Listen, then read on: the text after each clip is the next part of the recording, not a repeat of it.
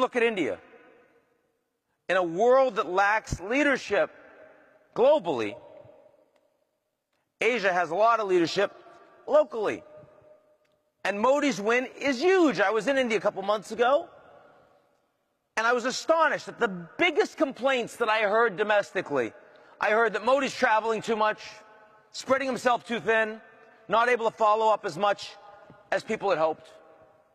I also heard that Arun Jaitley, who is the extremely competent Minister of Industry, Communication, Commerce, and like 3 other things, because Modi's actually consolidated what had been a 70-person cabinet, is working so hard that he looks sick and that they're worried about his health.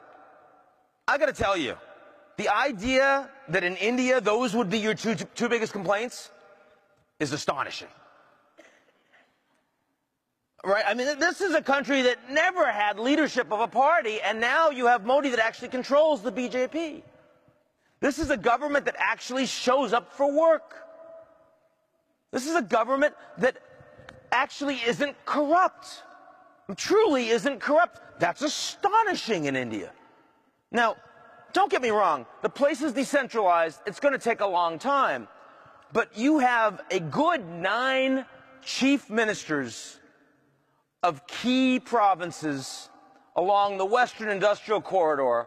So it's Maharashtra, it's Modi's own historic Gujarat.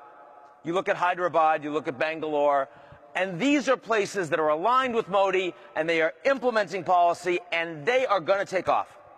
And that's exciting, because India has been such a disaster story for decades. So you look at major economies in Asia, and despite all of these geopolitical tensions, it actually looks pretty good in the near term. Now, I do believe that longer term, India's rise will make it very clear that it's the China-India conflict that we have to worry about, not China-Japan. Because the Japanese are not going to build a meaningful military. Their population is shrinking. They're not competing with the Chinese economy, and they won't be over the long term. They're at very different stages of development. They just hate each other historically. But India-China, if India is actually getting their game on, when you see Modi going to Vietnam and saying, we'd really like some blocks for exploration for energy, in return we're going to sell you a bunch of Coast Guard vessels so that you can deal with the Chinese more effectively in the South China Sea, that long-term poses a serious problem. But not today.